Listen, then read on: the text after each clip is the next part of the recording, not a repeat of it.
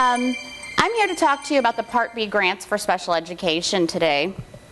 And in doing so, I want to make sure that you know that I'm okay with you interrupting me and I'm okay with you asking questions as we go. I actually prefer it because as we're moving along, if there's a question that comes to your mind, please stop me, ask me then, because I don't want you to sit with that question for a long time and then forget or it be irrelevant later. And you never know who else has the same question. I also put some Post-it notes on the table. We were out of index cards, so I brought some Post-it notes. If you come up with some questions that are specific to your individual school or your individual situation, go ahead and write those down and we'll address those individually, maybe after the session. So if your question's a little more general, go ahead and ask at the time, but if it's more specific to you individually, write it down so you don't forget, and I'll be happy to help you with that at the end. How many people in here are brand new to the Part B world? This is your first time. Okay, just a couple. How many people are in a brand new charter school that just opened this year? There are a few. So there are some of you that have not even submitted yet for Part B grants. Is that true? Okay. So some of this, for those of you that have submitted, some of this will be a review, or maybe you'll learn something new that you could have done. But those of you that are brand new, this may help when it comes time for you to apply for your grant, which we will do in October for the brand new charters. First and foremost, I know that you've been bombarded with a bunch of different Learning Connection communities, but this is the community for all things money as far as special education goes, as far as the Part B grant goes. It's an individual community. It's called the Part B Grants for Special Education. It's IDOE ran. Right now it's just ran by myself. We had Sarah Fields as well, but she has, as of Friday, she has moved to a different area at the Department of Ed, so she won't be working with me right now. I ask that you find this and get signed up if you're not already, because anything and everything that you need for Part B grants will be posted here and here alone. We do send out announcements through the special ed administrators community, but nothing is posted there. So I may say a document has been posted for Part B FY16, but it's not posted there. It's posted in the Part B grants. And the reason we do that is because there are so many people out there that are treasurers, that are business personnel, that are not members of the special ed community, nor do they need to be. They were all signing up on that community, and they were getting so many emails about things that made no sense to them whatsoever. And a lot of times they're missing things because they're just deleting, I don't need to know this, I don't need to know this, and then they would miss stuff. So this way, if it comes from the Part B grants community, you know that it is about the money and you need to be alert, read it, and there's likely something important coming through. So please do. If you haven't signed up for this and you're searching for it, just a reminder, for some reason, I guess because I'm not a member of IT, I'm considered a user, not a part of the, I guess, IDOE community, which would make sense, I think, or it sounds like it would be the rational way to do it. But because I'm just a user as well, you would want to select user created for your community type, okay? So when you're searching, or if you can find my name on the search for a friend or whatever, they search for a contact, I guess it's not friend, not Facebook, but search for a user. If you find myself, you can look at my communities and find it that way to join. Or if you have trouble, just call me. Okay, I wanted to show you that there are two different types of funding for special education. There's the federal funding, and there's also the state funding. Federal funding, like I said, is the Part B grant, and then the state funding is what is the APC funding. They're very, very different. The federal funding is a formula grant. It is, I figure out your allocation based on the census, your free and reduced lunch count, and then something called a base payment. I'll talk about that in just a minute. Those three things come from two of those three things come from your overall count, not just special ed count. So the census and free and reduced lunch are both your overall counts in your whole building. The state funding comes from a combination of your December 1 special ed count and then your membership count. These are things that your data person likely submits. You may or may not be familiar with these. I always say make sure you're really good friends with your data person, because if they make errors or if they submit something without really understanding what they're submitting, it could cost you money, literally, could cost you money in the end. So make sure that you're aware of what is being submitted for the data in your school. A lot of times we get calls way after the deadline, way after these windows have closed, and I do not personally collect the data. It's in another office in our building, and after a certain time when it's closed, there's nothing that can be done. So if you've lost money, if you haven't reported to 10 kids, that could cost you a lot of money. And sometimes my hands are tied, data's hands are tied. I mean, there's nothing that can be done. So please make sure you make friends with that person, and maybe they'll let you double check the work, or I always suggest that you have a second person look anyway. Again, the funding is determined, ours is by a federal formula.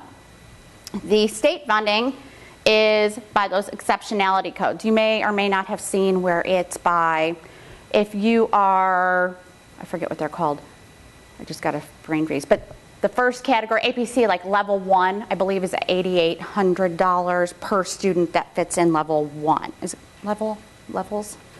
Okay, level 2 is like $2,500. I'm doing this off the top of my head. And then it goes from there, $500 I believe is level 3, which would be the speech-only children. And then there's preschool amounts also. And then where the grants managed, I want to make sure I draw special attention to that, because they aren't managed in the same office. You might think they would be, but they are not. I do just the federal funding, and the Office of School Finance does the APC money. So questions on the APC dollars or state money would go to them.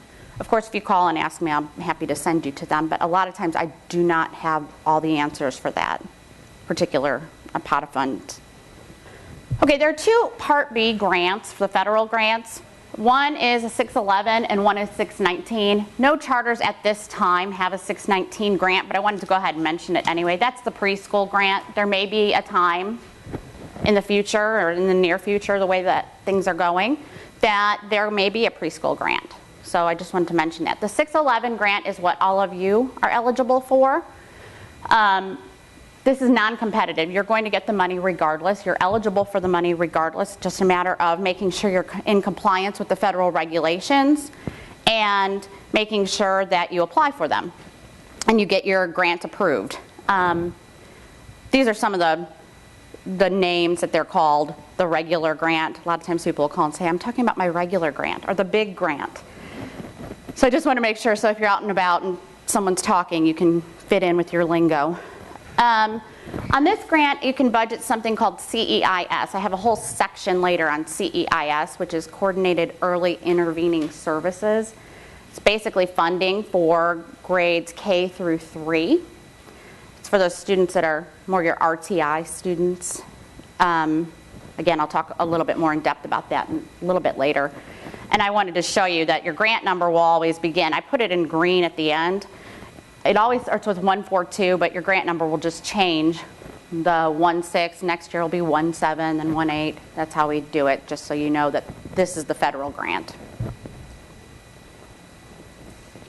What is the purpose? The purpose is to provide extra assistance to states, LEAs, charters, to carry out all of your responsibilities that you have for students with disabilities. Like I said, we do know that students with disabilities often require more funding. They are more expensive than students without special needs. I mean, that's just a fact. And so these are funds that we give to you to supplement what you should already be doing. So you are not to use these funds to replace the funding that you should already be spending. You can't use these in place of. This is not money that you can use to totally fund your special education program. And the reason I say that is that there was a misunderstanding at one point, and that did happen. And the problem with that is that you have to pay all of that money back. If you use this in place of your general fund, your state dollars, and use $0 of that general or state fund on special ed and use all federal dollars, the federal government makes you pay it all back. So please make sure that you're balancing. And then this is what I mentioned earlier. There are 3 factors on how they're allocated. This is, again, a federal regulation. Your December 1 count is not a part of the federal formula, which may be surprising. And this is how I figure it out. A lot of times people will call and say, where did you get those numbers? That's not the number I turned in. Unfortunately, whatever number you turned in is the number that I get. I call data and I say, I need the December 1 count, or I need the free and reduced lunch count, or I need the whatever counts I need for each individual school system, LEA, charter school. They send me a whole list. Those are the numbers I use. Of course, human error occurs once in a while, but I probably get out of, let's say, 372 LEAs, I bet you this year 250 called me and wanted to know where I got those numbers. So I just like to reiterate that we get those numbers from you. That's why I said make friends with the data person, because a lot of times they don't know what they're turning in. The base payment, this is kind of strange, but the base payment amount is, if you've been open for a long time, it's your December 1 count, or your special education count, from December 1 of 1998. And it's a long time ago, I know, but the reason it's from 1998 is because IDEA, or the federal law for special ed, has not been reauthorized since 2004, I believe. So that was probably the year that they chose in 2004, but because the law hasn't been updated, it is still 1998. Or if you're newer than 1998, it's the first year that your school opened. We take your December 1 count from whatever year that is, and that's the number we use. It will stay the exact same from here until the law changes. Your census, like I mentioned, this is your general ed. But we do wait until, because we know you need funding, but we also don't want to take your count on day 1 of school, because we know you get a lot of kids that kind of trickle in. That's why I said if you're new, we wait until October.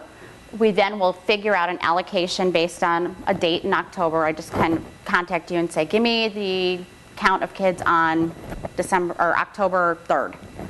And so you'll give me that. But when you submit your December 1 count, if the number changes, I will adjust your allocation so it's larger, and I will take that count if it's bigger for your base count. So that's how we do it, to make sure that you're getting the largest number possible. And then, so your census is your overall census, and this would include homeschool kids. I don't know if you have homeschooled kids, but if you do, that would be included. If you had a non-public school, which I don't believe any charter serves any non-public school, but if you were in a district that did, that would be included in your census, and any public school kids. And this comes from what we call the public enrollment, or the PE count. Again, that's submitted by your school. And then your poverty count is your free and reduced lunch count. So we just take the number submitted by you times the amount that is generated. Each year it's a little bit different, but I would say base payment's around $530 per kid. Census is usually, I don't know, I haven't done this in a couple weeks. I don't want to guess. I would say overall it's probably around $1,000 to $1,200 per kid when I break it all out.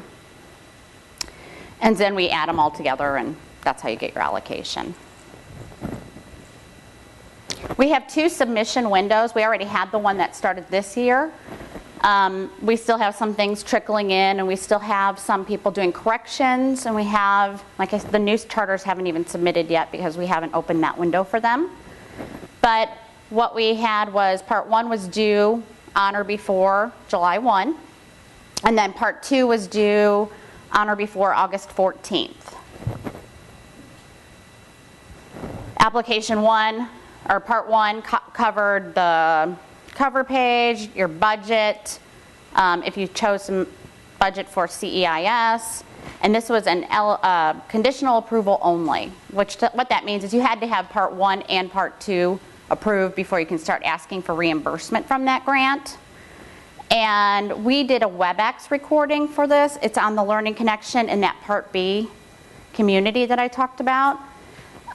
When you go, especially the new charters, when you go to apply, I would recommend watching the Part 1 if you've never done this before, or if you're the one that gets to do this. You may want to go. It's kind of dry. I apologize for that, but I did go through page by page of the grant, each individual tab, and I explain what each tab is and what you can put and what you can't put on each tab, and it might help you fill it out. So maybe when you're applying, you might want to have that going to do the budget, because as a new charter, you only have to do Part 1. You do not have to do Part 2. The information on that will be coming, but I'll just go ahead and sneak that in.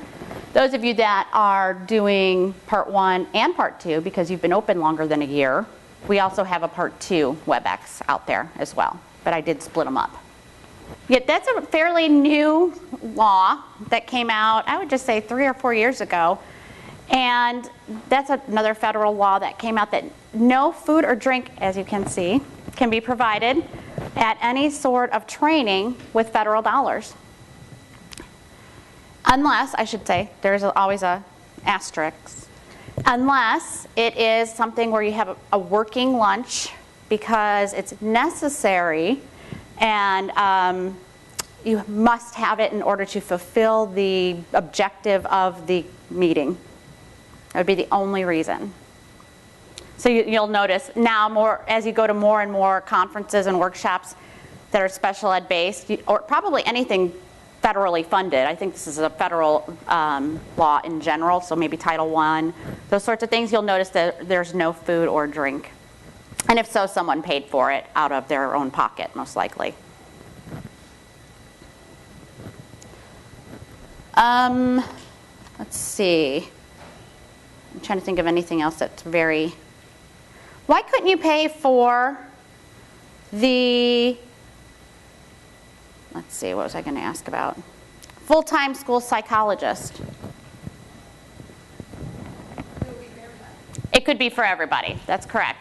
Could I pay for, if the school psych sees 10% of my student population, or the 10% that happens to be special ed, and we pay 10% of his or her salary out of Part B to reflect the special ed, could we pay for that out of Part B?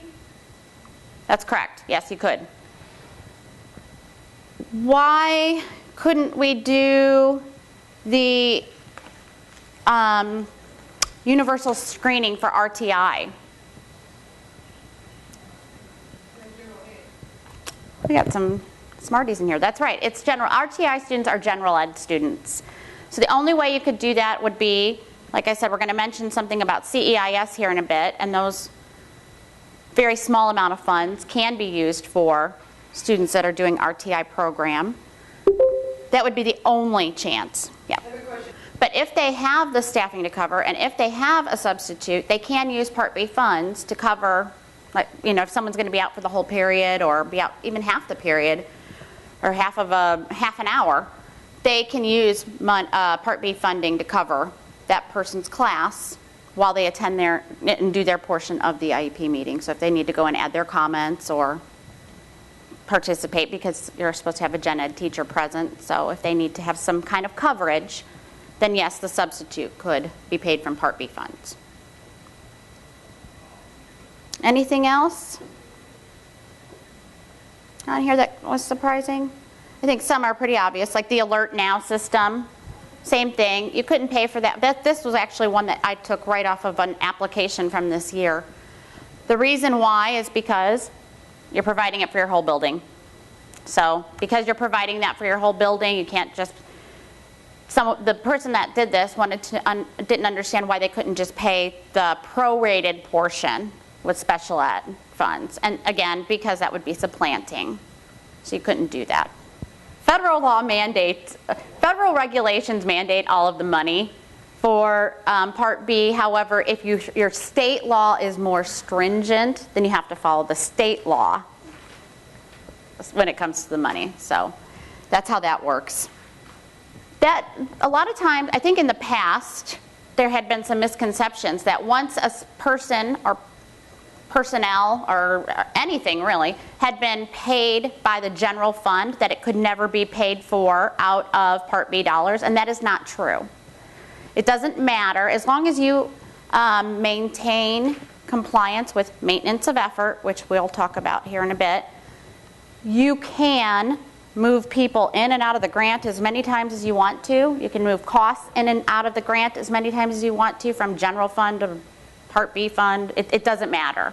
So that is fine. If someone has been paid out of state dollars for 10 years and suddenly you decide, you know what, I think we would benefit more from paying him or her out of the Part B dollars, go for it. It's no big deal.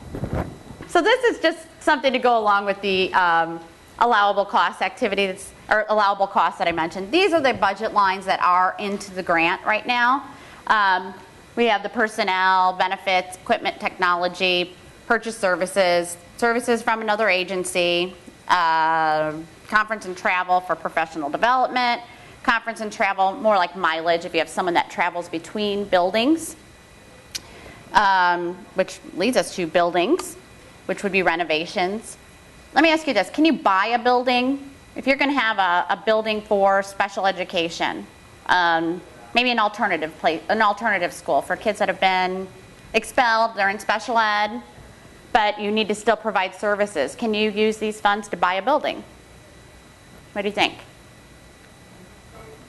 No, you cannot. You can only use the funds to make renovations to a building you already own. Here's some guiding questions that you might want to ask yourself. If you're ever unsure, the federal government has come up with 3 questions that you can ask yourself to kind of give you an idea if yes or no this is allowed. First one, in the absence of special education needs, would this cost exist? So let's think. Credit card. No. Gift cards. No, that one's because of cash on hand. What was something else that was on there? Copy machine was on there. Let's go with that. In the absence of special education, would this cost still exist? Yes. Then it's not an excess cost and it would not be allowed. So that would be the reason why for that. Let's use that same thing for number 2. Is this cost also generated by students without disabilities? Yes. Then it's not an excess cost and it's not allowed. But if we said we needed a special chair for the steps to get someone out of the building in an emergency, is this generated by students without disabilities? Probably not. So that would be an excess cost and it may be eligible for use. And if this is a child-specific service, such as maybe you needed Braille, is the service documented in the student's IEP? If it's yes, then it likely would be eligible. If it's no, then it's likely not allowed. It has to be in their IEP, so make sure that you have it in the IEP if it's something specific to an individual student. Just to help you out, I put an allowable cost document in that Learning Connection, and it's got all kinds of things. Obviously, it's not comprehensive. I'll never think of everything under the sun that people will need, but I've been compiling, and Sarah and I compiled things over the last couple of years, and we've compiled things from other states and tried to explain why or why not. If you come up with some other things, or if as things come across the desk, we try to add to it, especially if something comes across more than once. But it has check mark that's green, that means go for it. There's red X, that means never allowed. And then there's, I forget what the yellow sign is, but there's a yellow symbol that means sometimes you have to kind of read the narrative off to the side to see when we would allow it. But I have a folder on the Learning Connection, and it's called Guidance Documents. And inside there you'll find all the allowable costs. Okay, part 2 I mentioned of the application. Again, if you're a first-year charter, you get to sit this year out. You get lucky because this is the part most people sweat and They definitely don't look forward to, I know this, but I try to make it easier, or as easy as I can. There is a webinar, like I mentioned, on the Learning Connection on this, and I go through page by page, try to help you. There are tabs on the bottom of the application. They give you all of the information you would need, your December 1 count you will need for this part of the application. Any state and local expenditures from prior years, I give you that. I give you your allocations for this year and prior years. Everything that I could possibly give to you that I had, I gave to you on those tabs. The only thing I don't have would be your current year state and local expenditures, because that would be something when the application was created that we did not yet have. So that would be the one thing that you have to bring to the table. Other than that, the majority of the things you need are going to be listed for you. You just have to pull it out of the tab. Because we are non-electronic at this point, you kind of just have to find your school on the tab and put it up into the right box.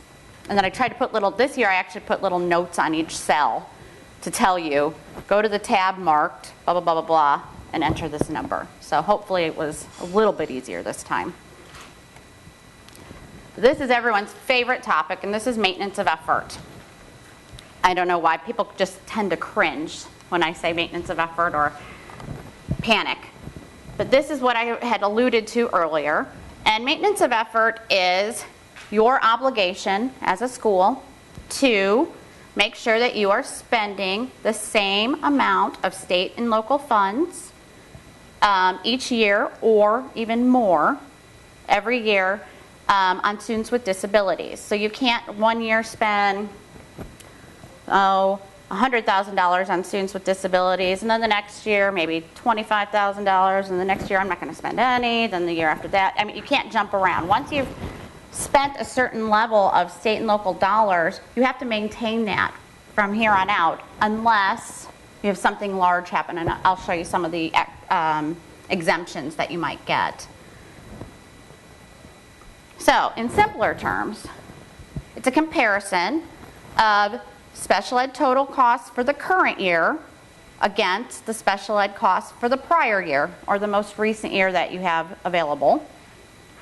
And this is required across the board for anybody that has federal funds, federal Part B funds. So it's, for this year, it was 14-15 state and local expenses have to be greater than or equal to 2013 or 14 expenses. So, when I ask you for your state and local expenditures for this year, this is a big question. Where do I even begin? I have no idea what to do. This is not my thing. This is my recommendation. You may have a different method. Am I okay with that? Sure. However it works for you. I am going to ask this though. Especially I've seen, because charters are expanding, because they're growing, and because people tend to move around a little bit more to help open this building, help open that building, whatever's happening.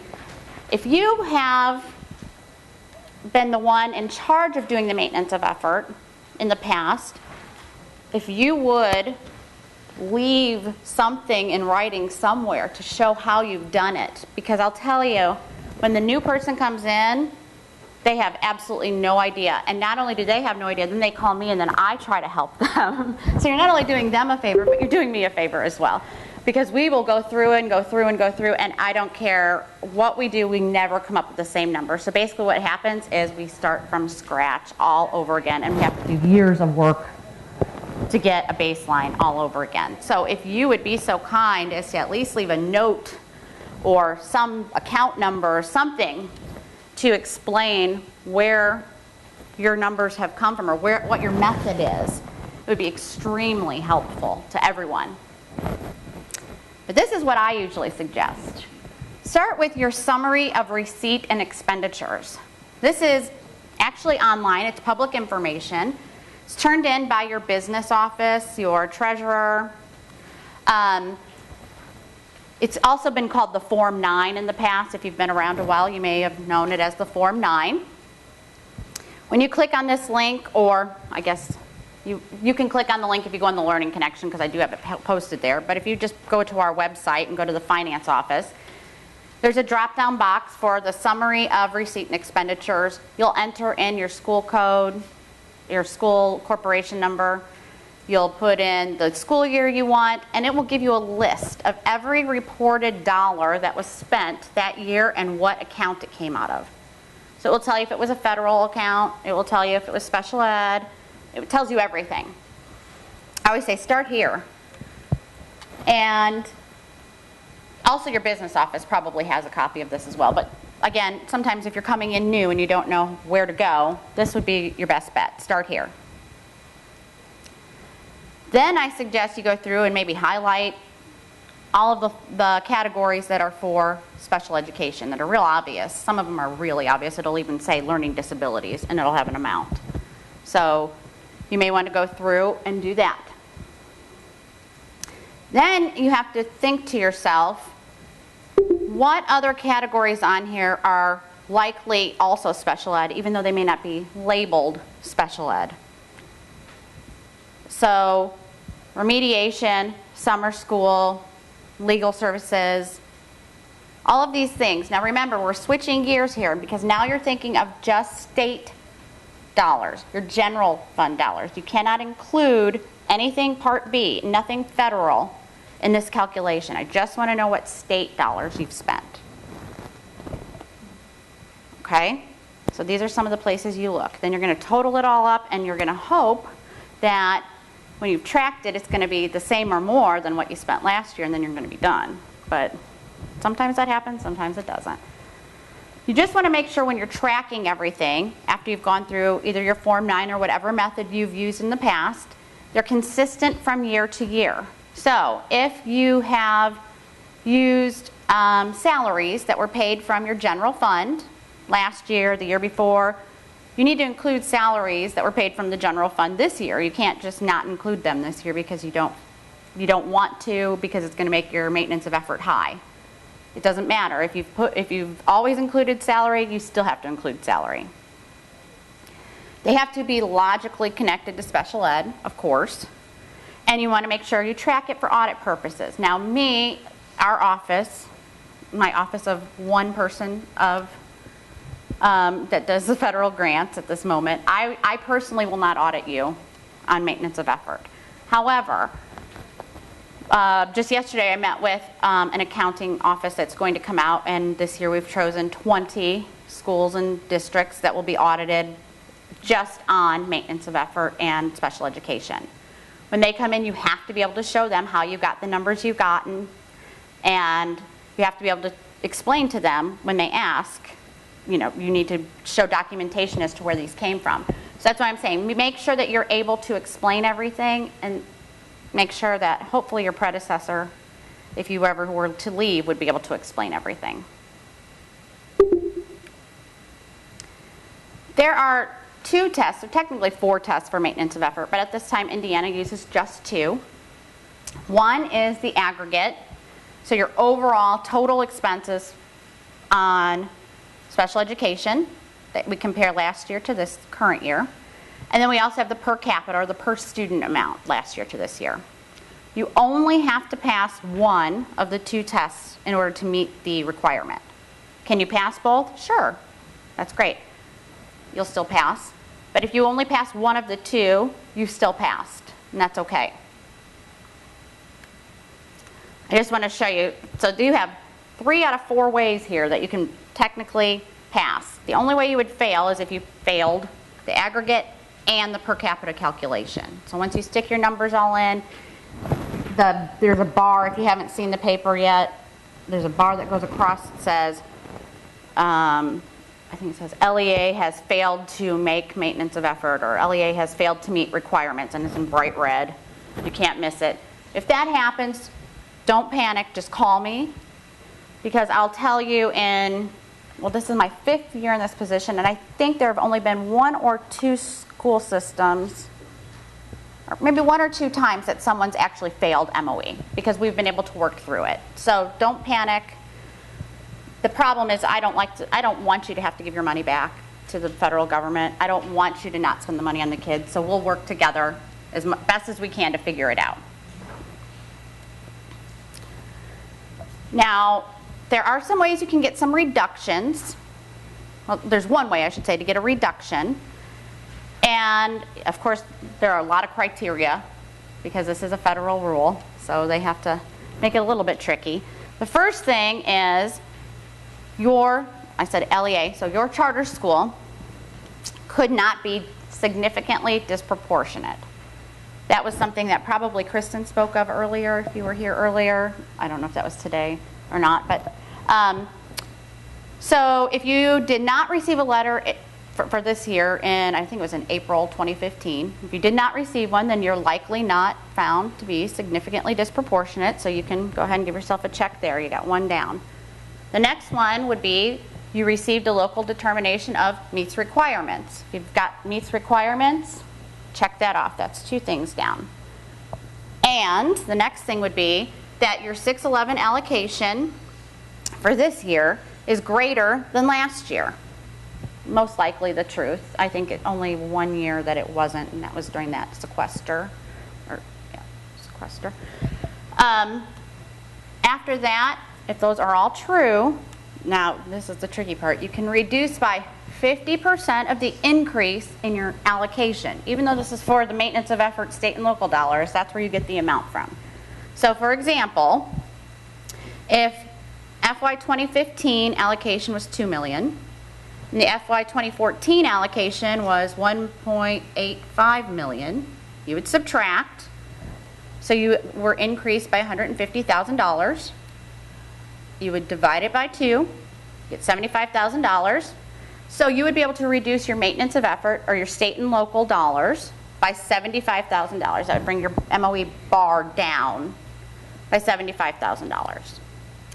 Just so you know, your application will automatically do that for you. I have it built in, but some people were questioning if there's ever a way that you can bring that bar down. I just wanted to let you know that's how it's done.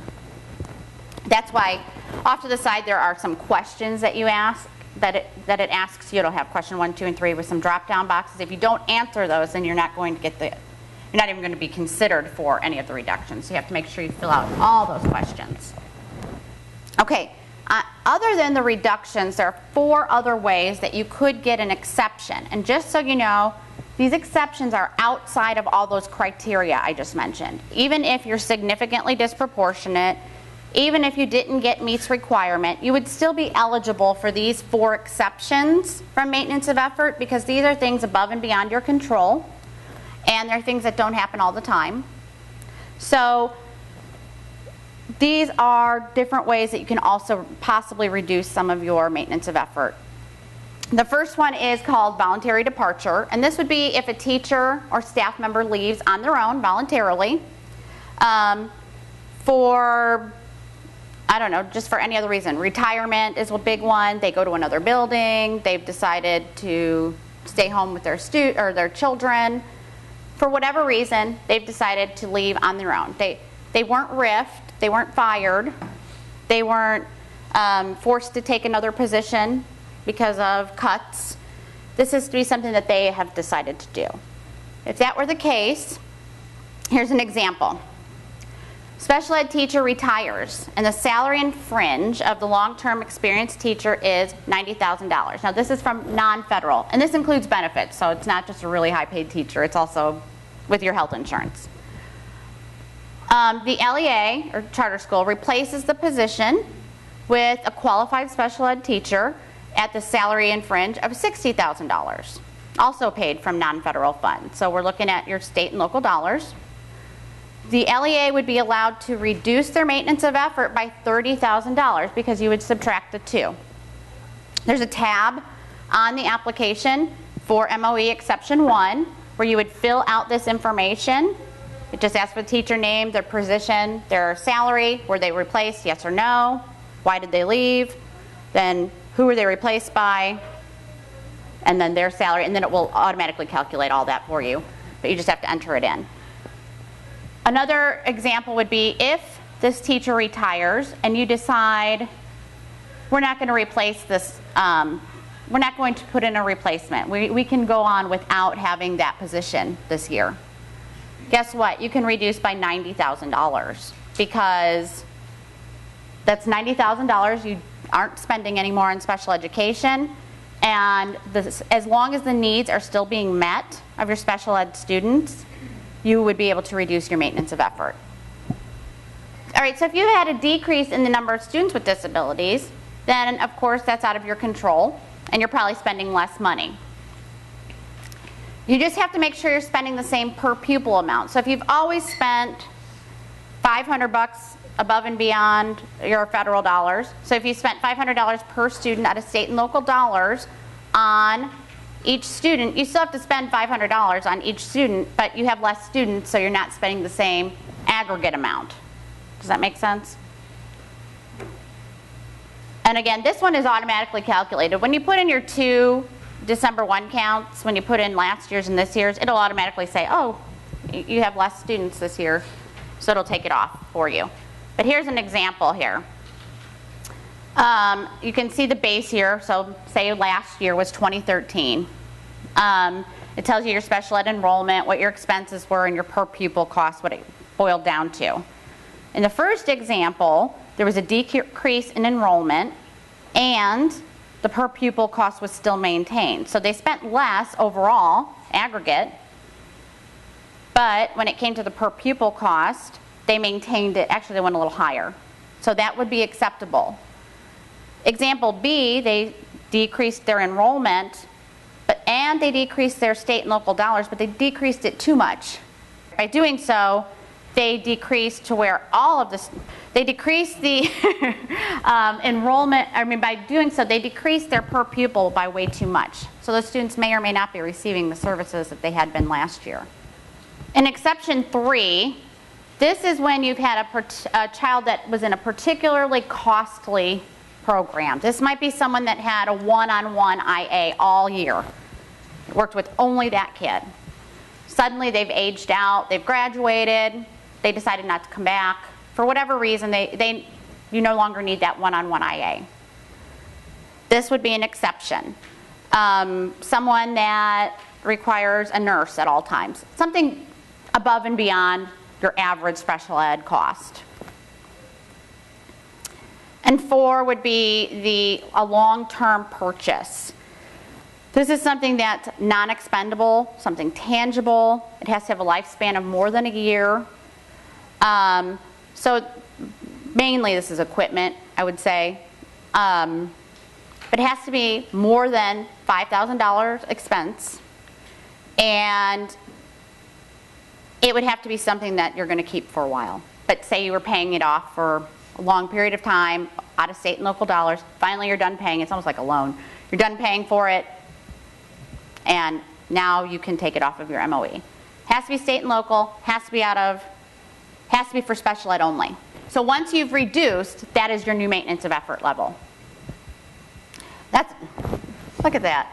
So the next thing tells us the new level of maintenance of effort. Great minds think alike, right? So if you've reduced by any of those exceptions, or if you were able to get the reduction that I talked about, once it's reduced, you have a new baseline. So for this one, they reduced by $40,000. So now their MOE is $40,000 less. So once you've done all of those things, and you put it in your MOE calculator, you'll either turn green across the top or you turn red across the top. So when you do that, if it turns green, you're done, and you will be dancing, just like this guy. If it turns red, that's when I said call me, but you don't want to panic, okay? Not yet, anyway. That's when we start doing the digging method. This is where it gets a little tricky, and this takes some time and some effort, but it also can save you big bucks in the long run. So this is where you'll work with either myself or your business person and come up with some things that you are spending money on special ed, regardless, all across the board, whether you think about it or not. You really are. For example, I had mentioned, I'm going to give you an example here, personnel. Say you have a nurse. You have one nurse who sees all of your students all year round. Pretty standard. Her salary is $45,000 a year. And 11% of your population is comprised of students with disabilities. So her salary times 11% of students with disabilities is $4,950. So $4,950 could be applied towards maintenance of effort. Now, remember what I said about tracking. They need to be consistent. So if this year you're struggling to make maintenance of effort and you throw in the nurse's salary by 11% of your nurse's salary, next year you need to throw in your nurse's salary again. It might be 12% depending on, it could be 8%. It just depends on how many students you have. But you can do a prorating, but every year you'll need to do that from here on out because it needs to be consistent now. Equipment. Say your charter school decides we're going to put smart boards in every single classroom in our whole building. These are made up numbers, by the way. I have no idea what this stuff costs. So the total cost was $1 million. And 13% of your population is students with disabilities. So you go ahead and you do the calculation. $130,000 could be applied towards maintenance of effort. However, big however here. Remember what I said, you have to be consistent. So you want to take into consideration that if you add this $130,000 into your maintenance of effort, guess what? Next year you need to come up with $130,000 again. So you want to think strategically here. Are you going to be able to find $130,000 next year somewhere else? Likely equipment, because you want it to be consistent. So you want to think about those sorts of things. My suggestion, if you called me, would be let's find something else. But that's my suggestion. If you're really desperate, then maybe, but then next year we could really struggle. The next one's transportation. Do any of the schools here provide transportation? Oh, a couple of you do. Okay. So your charter school provides transportation to all students in the building. 15% of the students have special needs. 3% say get special transportation. And 12% just general transportation with everyone else. So say general transportation is $9.8 million. Again, these are made up. Special transportation is $1.2 million. So what you would do is figure out the general transportation, the $9.8 million times 12% that aren't getting special transportation. Then you would do the general transportation plus the $1.2 million for the special transportation. You could add that together. This is a huge chunk, typically, depending on the size of your school. But if you are really in the red trying to make maintenance of effort, I usually suggest if you have transportation, this is the first place that you should look. Because it's going to be consistent. Most likely you're going to continue to provide it, and this is one place where you can get a lot of money towards your maintenance of effort. You're providing it anyway, so you may as well use it. That would be another place. So these are just a few examples. There are plenty of other places you can look. Counselors, sometimes even administrators if you have a dean. A lot of times that would help if they're working with students with behavior issues that have IEPs. They spend a lot of time with those kids. You might be able to use some of their salary. So I've alluded to this a few times, but what happens if you don't make maintenance of effort? First thing is that you have to pay the amount back that you missed it by. So if you missed it by, I don't know, $5,000, and we've looked and dug and did everything we possibly can, then you have to pay $5,000 back. You have to pay it to the Indiana Department of Education because we are considered the grantees and you are the sub-grantees, and the department then has to send it to the U.S. Department of Education because that's just how it works, I guess. So then we send it back to them. But you have to sign some assurances. Your charter school authorizer has to sign. Some other people have to sign to say, yes, we're paying this back out of state dollars. You have to tell us what account numbers you paid it from. Then you still have to maintain that same level of effort. So you don't get a free pass minus the $5,000 and then you start there. You still have to maintain that same one for next year. And you can't get any of your federal dollars from here on out until that's taken care of. So it's a big ordeal. And if you think about it, if you have to pay them back out of your state dollars anyway, guess what? You're still using the same amount of money as you were paying for your maintenance of effort, only this time it's not going to the kids, it's going to the government. So you may as well just use it on the kids. This is called excess costs, and this is people confuse this with maintenance of effort, and to be quite honest, I do and did for a long time as well. Basically what excess costs is the letting you know that Part B funding is to pay everything, just like I said, above and beyond what you normally pay for just any other student in your building. It is the requirement by the federal government that you would show that how much it costs to educate any student in your building, and then how much does it cost to educate a student with an IEP in your building. I honestly can tell you that I don't know how it wouldn't cost more to educate a student with an IEP, even if they're on consult only. You are using time for a teacher to do the paperwork. I mean, above and beyond, it's going to cost a little bit more money. So basically what this is, it's like your check and balance to show that yes, we are spending more money on special education than we are on general education. The only hard part about excess cost, and this again is a federal regulation, is that you have to report these by elementary and secondary. And the reason it's hard is because the way that elementary is defined is by preschool through grade 8. And I know that we don't necessarily think of them that way, and I know we don't necessarily track that way. However, that's the way that they want you to do it. And then secondary would be just grades 9 through 12. So, unlike maintenance of effort, you can't do the costs by grade level. So you can't just say, well, about half of our school is elementary, half secondary. So any expenses we had, we're just going to split in half and say half secondary, half elementary, and we're done with this piece of paper. They don't want you to do it that way. I do know that there are some things, you don't know how else to split them. I understand that. As long as you gave it your best shot, I don't know what else to say. If that's the only solution to some of these categories that are on the excess cost sheet, then that's the only solution. I don't know what else to say.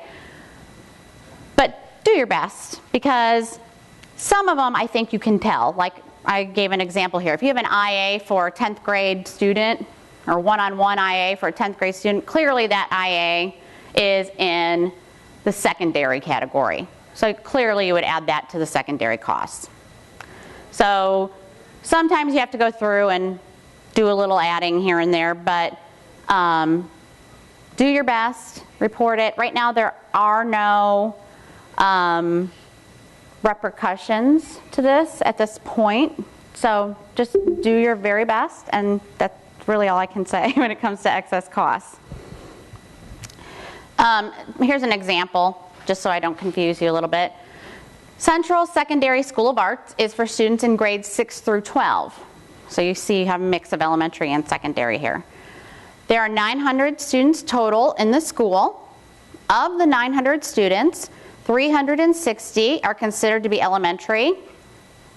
That's grades 6, 7, and 8, and 540 would be secondary students. So your total allocation for the school is $850,600. 40% was elementary students. The elementary portion of your allocation then would be, you'd multiply that out to figure out what would your allocation be. $340,240. The secondary portion would be $510,360. Now this part could be prorated because it's an allocation. It's not an expense. We gave you a certain amount of money. Title I will give you an allocation. Those you can prorate based on the number of kids because it was given to you. Anything you spend out, they would like for you to do your best to break it out how you spent it. Questions about that? Okay, I've mentioned CEIS a few times today, and I've also referred to it as RTI. I think that's, I don't know that the federal government would call it RTI, but that's what I compare it to because I think that's what a term most people are more familiar with. It's Coordinated Early Intervening Services. And this is for students in grades K through 12, and they particularly like you to put the emphasis on K through 3, because hence the early services, early intervening. These are for students who are not, just like RTI, not currently enrolled in special ed, and these are kids that need extra support either academically or behaviorally. As Kristen probably mentioned earlier, if you were here, if your charter school is identified to have significant disproportionality, you would probably be mandated to use some of your Part B funds on CEIS. These are some of the categories. It would be if you over-identify students, maybe with disabilities, over-identify, there's a variety of things here, I'm not going to read all of them, but like I had mentioned, you would have been notified in April. When I checked this morning before I came in, I don't believe any charters have been notified this year. So I don't think there are any charters that are mandatory this year. But I do think some have done it on a voluntary basis. For the future though, if you're ever mandated, what you would have to do is spend exactly 15% of your, in this case, 611 grant. You would have to budget from your 611 grant, okay? And then what you would do is you would set aside that 15%, and these would be funds that are spent only on general ed kids. Seems kind of odd because it's a special ed grant, but these are kids, again, they're kind of on the cusp, you know, that need some more intense services, but have not yet been identified as special ed. These kids are kids you target from the beginning. So if you are mandated or even voluntarily choose to use these funds, you have to know from the get-go what students you're planning to target. You have to have some kind of rhyme or reason to how you are going to target these kids, either by an assessment. If you're going to do some behavior intervention, maybe you're going to pull number of discipline referrals and say anyone with 10 or more. However you choose to do it, that's up to you, but you have to have rhyme or reason to the children that you're serving under this CEIS. If you do voluntarily, you can use, so say you have a year where you get an allocation of Part B funds, you have special ed kids, but they're all real low needs. So you have some extra money to play around with, and you think, you know what, we would like to use some of the money towards a CEIS or RTI program and get that going in our school, but we don't want to use all 15%. That's okay. If you're voluntarily using it, you can use 5%, you can use 8%. We don't care as long as you don't exceed 15%. If you're mandated, you have to use exactly, but if it's volunteer, it doesn't matter, as much as you want, up to 15%. And you're using it, again, on those general ed kids that are really struggling, either behaviorally or academically. And there is actually an allowable cost document posted as well on the Learning Connection, and it's a document for CEIS. They're very similar to Part B. There are a few things that you can't spend it on. You can't buy equipment like iPads because the program, because the kids are gen ed, and because there's a whole long explanation in there. But there are many things that are the same, but just a few discrepancies. So, but if you have questions about this or how to develop your plan, Kristen's your girl for this one. If you do choose to use CEIS funds or Part B funds on CEIS, or if you're mandated, either or, you have to monitor. That's the one thing. The government's really big on documentation and monitoring. So what you have to do is you have to itemize your expenditures. We quarterly monitor, so 4 times a year you get an email that says time for quarterly monitoring. You have to report how many kids are receiving services with those funds.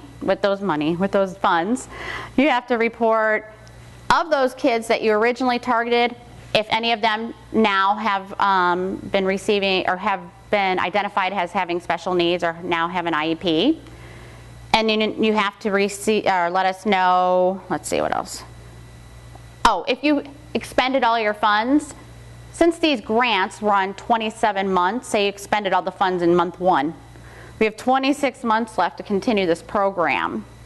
You have to tell us how are you going to sustain this program from here on out until the end of the grant period. And that's all you have to do. It's short form, we've made it real little, but I'm trying to make it real easy to do, but you still have to do the reporting every quarter. Okay, this part's easy. I just wanted to show you an example of the current grant cycle. We always have at least 2 grants open at any time. Well, 4 if you have for those with preschool. And there is a time period where you could have more, like right this very moment, we actually have 3 years open, 6 grants open, and then we actually had a special grant, which was a TA grant, so we have 7 grants open. I say we, I am managing 7 grants right now at the same time.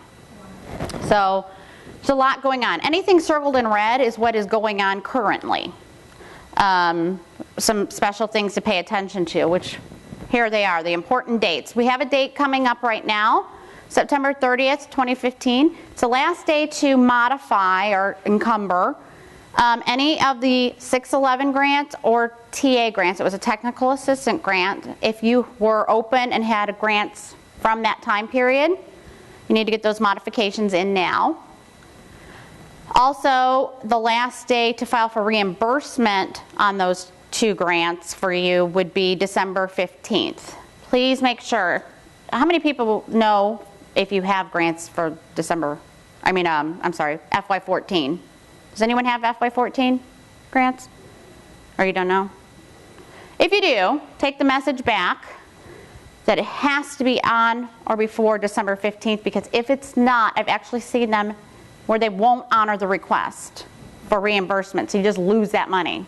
So please, please, please make sure. And you'll just see, I wanted to show you that the cycle is exactly the same year after year. So the FY15 grant, you'll see the dates are the same. It's just a year ahead. Modifications, the templates on the Learning Connection, and they're always in the folder for the right grant year. And then they'll have a 611 folder or 619 folder, and in that other case, a TA folder. Make sure that you use a cover page so that we know who to contact, or I know who to contact if there's any questions, or who to contact with the approval. Make sure you put your grant number on it, because like I said, right now I have 7 that I'm managing, so it's really tricky if there's no grant number on it. So it makes it a lot easier and goes a lot faster. I did a WebEx recently on modifications and how to fill those out. We do get a lot of errors on modification requests. So I highly recommend, if you've never done one and you need to, please check it out. And they get submitted to the Part B grants mailbox. That's one that I do monitor, but all submissions go to that. Reimbursement forms are also on the Learning Connection. Same thing, they're in the folder for the appropriate year under the appropriate grant. A lot of things will autofill for you because they're attached to one of the reimbursement forms. There are 2. One of them is just if you've kept your grant exactly the same the whole time, you budgeted in the beginning, never changed it, you have a reimbursement form. But if you've modified your grant and used the modification form, there's a reimbursement form at the end that will carry all the numbers over for you so that there's no error on copying and doing all that. They'll autofill for you, but you have to fill in the tabs before it. If you don't fill those tabs in, you're not going to be able to type into the last page for the reimbursement. So you want to make sure that you fill those in. Again, there is a WebEx posted for that. Reimbursements, just for your own knowledge, she sends out cash disbursements on the 1st and the 15th of every month. So you can technically get reimbursed 2 times a month. It doesn't matter, there's no limit to how many times, but if you get it in on the 3rd of the month, you're not going to get reimbursed till the 15th. If you get it in on the 18th, it'll be the 1st of the next month. So just keep that in mind, the 1st and the 15th. And those go to a different mailbox. They go to Special Ed Part B, and I'm sorry that they're very similar, at doe.in.gov. And that would be our Office of School Finance that will send those to you. Final reports, again, I reiterated when they're due. There's a template, again, I feel like broken record, in the Learning Connection. And this is where you can find it. Again, there is a webinar that is posted for those. And that's where you submit it, is to the Part B grants. Fiscal audit. This is one thing I just want to make sure everyone knows. You may or may not be selected for the fiscal audit this year. That's what I was talking about. We do about 20 schools a year through one of our contractors. Make sure you're keeping an inventory list of any equipment that you bought with Part B dollars. You have to include all of these things on the list, because this is something from Edgar. I keep mentioning Edgar. If you're not sure what that is, it's the, I don't know the exact wording for it, but it's the guidelines for the federal funding. So you have to have what a description of the property is. It has to have a serial number on it, or a description number that you have given to it. Source of the property, name of the title holder, acquisition date, cost of property, let's see, percentage of federal participation in the cost of the property, location, use, and condition of the property, and disposition date, including the date of disposal and sale price of the property. So even things that you've already gotten rid of need to be on that list if you bought them with federal dollars for each grant year. Please make sure you keep that. That's why when you fill out modification requests, and when you fill out your final report, we always make you include a complete equipment list, because even if you don't have all of these things listed on your yourself or on your computer at work, we at least have the majority of it listed. The other thing that I need to make sure you are aware of is time and effort reporting is another thing that you are often monitored for during fiscal audits. Anyone that works basically solely in special education, you need to make sure that you're keeping semi-annual certification reports. This is basically to, every 6 months, everyone has to sign in to say that we've worked on special ed, and then they will tell you, your supervisor would need to sign, or the supervisor, if you are the supervisor, would need to sign.